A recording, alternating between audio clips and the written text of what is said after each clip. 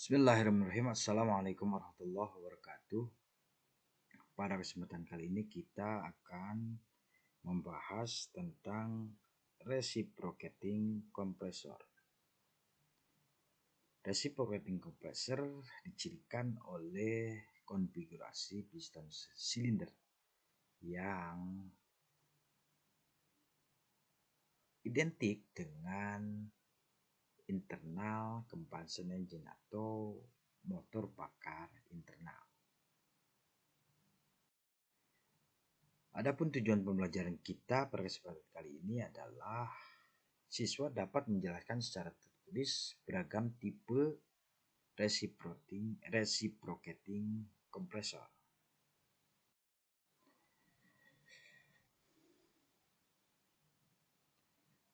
Reciprocating compressor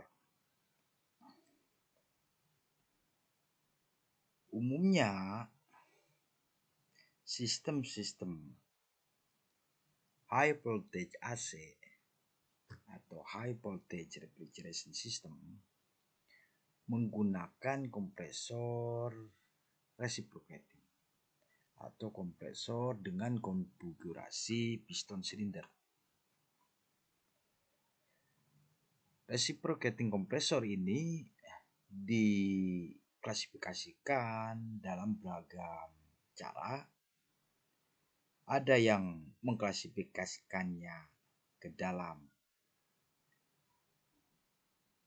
cylinder arrangement, ada juga yang mengklasifikasikannya ke dalam jumlah silindernya, ada juga yang mengklasifikasikan ke dalam tipe dari crankshaft atau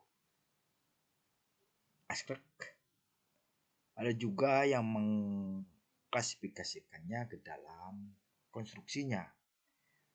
Apakah dia menggunakan penggerak eksternal atau bersifat hermetik.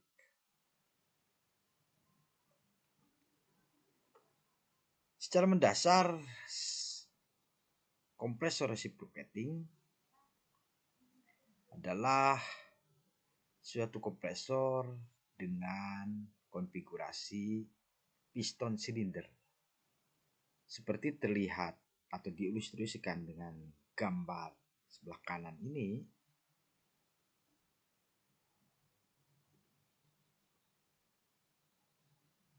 Bahwa prinsip operasi dari reciprocating compressor merupakan prinsip motor bakar atau prinsip internal combustion engine, di mana seperti biasa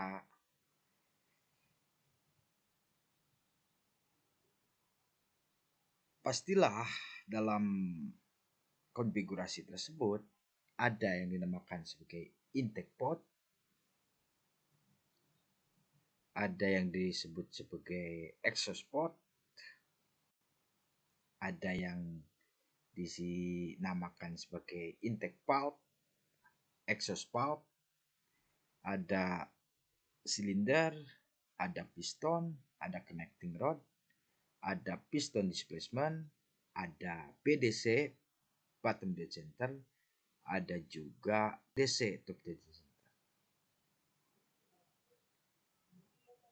Di sini diilustrasikan gambar biru dan gambar merah muda, di mana gambar biru ini menyatakan uap refrigeran bertekanan rendah, sedangkan merah muda dinyatakan sebagai uap refrigeran bertekanan tinggi. Gambar yang A merupakan langkah intake atau isap, di mana intake port membuka sehingga uap refrigeran terisap masuk terus sampai mencapai BDC, bottom dead center. Kemudian gambar B menunjukkan langkah kompresi dan sekaligus sebagai exhaust stroke, langkah exhaust. Di sini intake port tertutup dan exhaust port membuka sehingga refrigeran yang bertekanan tinggi atau uap refrigeran yang bertekanan tinggi dengan tekanan yang jauh lebih tinggi dari posisi intake-nya akan mengalir melalui exhaust port menuju kondenser. Seperti sebelumnya, kita akan menyinggung tentang silinder dari suatu kompresor. Silinder kompresor untuk kompresor yang memakai external drive sebagai penggeraknya biasanya terbuat dari besi cor atau cast iron. Cast iron tersebut haruslah cukup rapat dan dense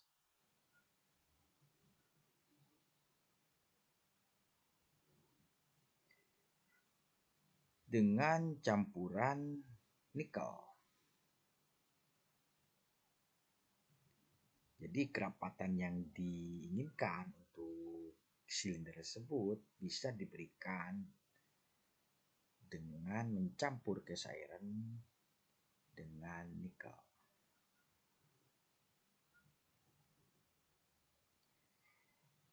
Sebelah kanan ditunjukkan gambar lahan atau cutaway view dari kompresor reciprocating dengan 2 silinder dan penggeraknya merupakan penggerak eksternal atau external drive. Di sini terlihat bahwa ada crankshaft seal assembly, ada drill crankshaft sebagai penampung pelumas,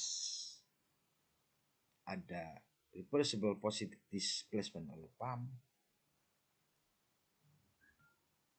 ada connecting rod,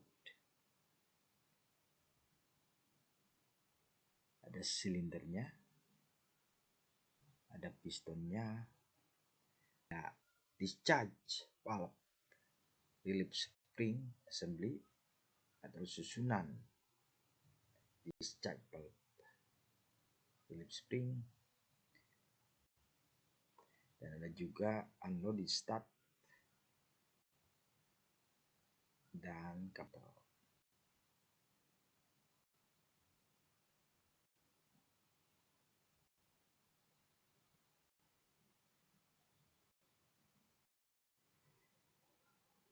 Selanjutnya akan kita bahas tentang piston dan piston ring. Tentunya ini adalah kasus tipikal, tidak berlaku secara umum. Piston yang biasa digunakan bagi kompresor yang menggunakan external drive dan masuk dalam kategori reciprocating compressor biasanya terbuat dari besi cor. Sedangkan untuk kompresor high speed hermetic dan ukuran kecil biasanya menggunakan piston yang terbuat dari aluminium atau die cast aluminium cor.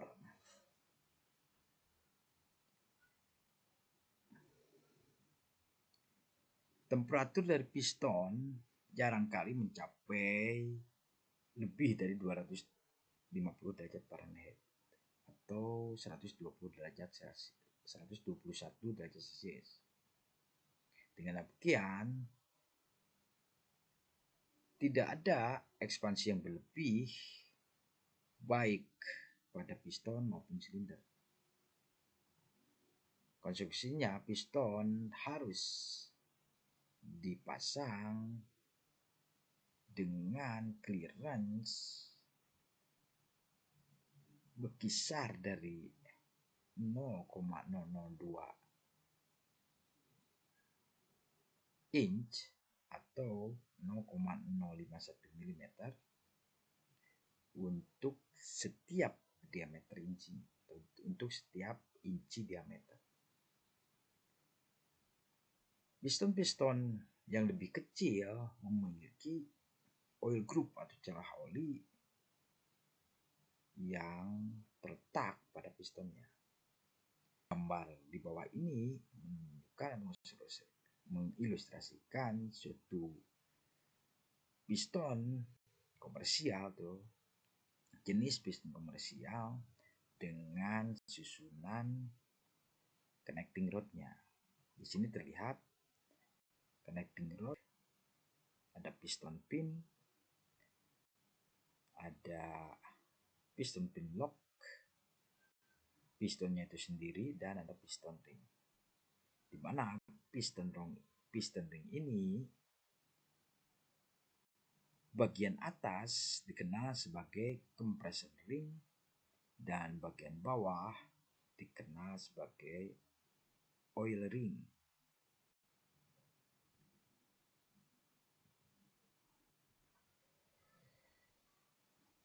Untuk reciprocating compressor biasanya dicirikan, salah satunya adalah dengan adanya pulp plate, di mana kedudukan pulp plate ini berada tepat di bawah cylinder head. Pada pulp plate ini terletak intake dan exhaust valve. Seperti terlihat pada gambar sebelah kanan ini. Gambar ini adalah penampang melintang atau penampang potongan. Jadi seolah-olah gambar konfigurasi piston dan silindernya kita belah dan kita gambar secara dua dimensi. Di sini terlihat bahwa ada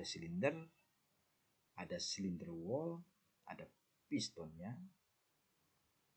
terus ada clearance space, ada intake valve,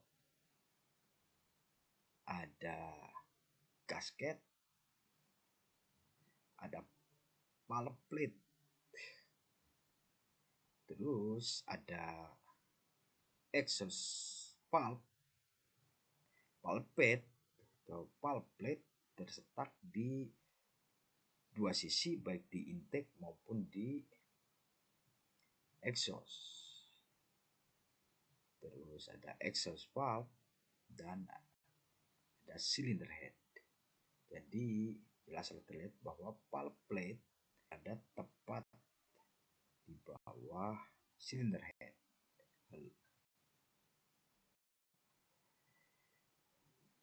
Gambar yang bawah menunjukkan 4 connecting rod yang terpasang pada jurnal Askrek. Di sini berarti kompresornya merupakan kompresor 4 silinder.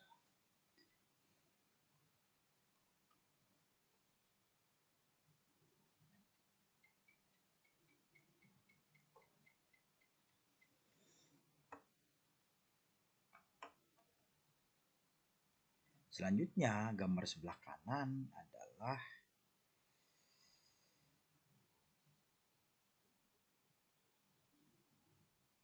sisi dari crank throw atau ujung dari crank throw haruslah terpasang pada eksentrik sebelum askrek atau crankshaft dirangkai terhadap eksentriknya. Di sini terlihat bahwa ada yang namanya balance weight, ada washer, special washer atau ring, ada keyway, ada eccentric, ada clamping cap screw, ada piston pin plug, ada piston pin, ada piston, dan ada connecting. Gambar sebelah kanan ini biasanya dikenal sebagai eccentric crankshaft assembly atau gambar susunan atau rangkaian dari eccentric crankshaft. Eccentric crankshaft dicirikan oleh adanya screw clamping cap atau clamping cap screw dan balance weight. Jika kita urai atau kita bongkar susunan eccentric crankshaft tersebut, maka terlihat bahwa jelas bahwa ada bagian piston, ada piston pin, ada locking pin, terus ada connecting rod, dan ada cap screw.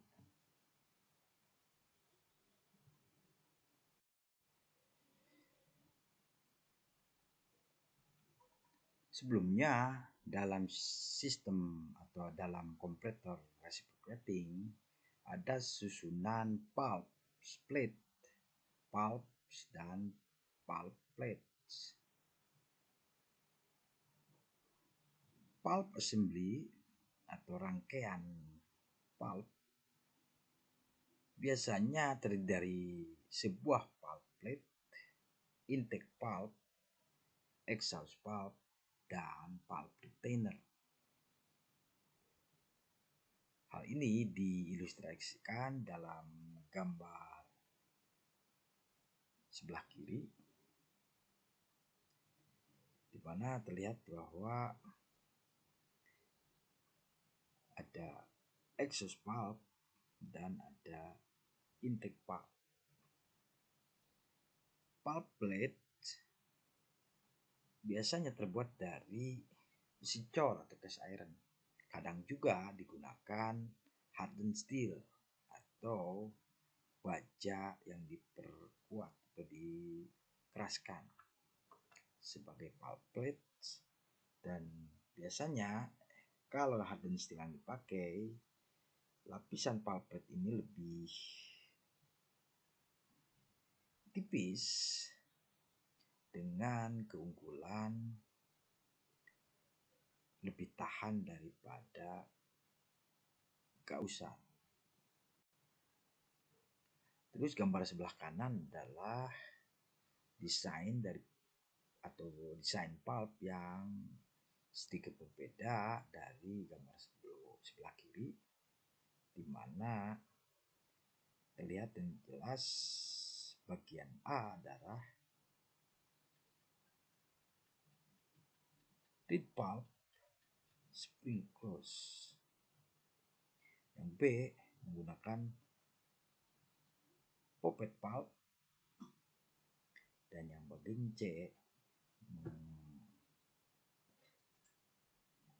bagian B menggunakan poppet pulp spring close, dan bagian C hanya menggunakan reed pulp.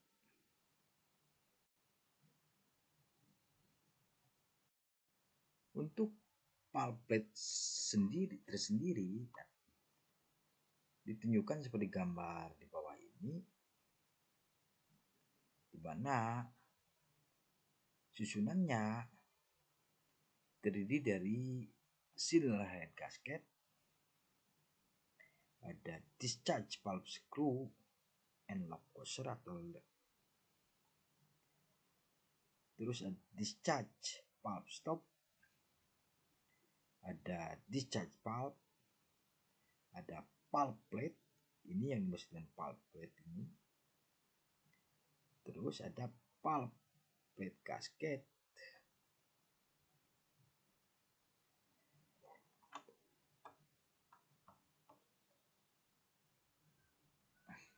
Pulp disc atau reed biasanya dituntut dengan kerataan yang sempurna.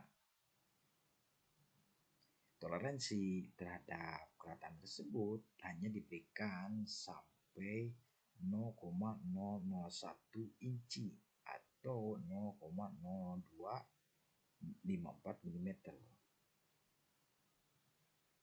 atau 2,54 mikron. Jika melebihi itu, maka akan terjadi kebocoran.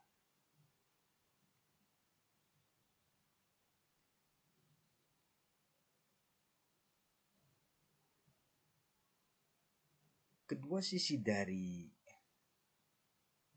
pulp plate, baik itu intake maupun exhaust, biasanya yang sering banyak masalah adalah pada sisi intake. Hal tersebut dikarenakan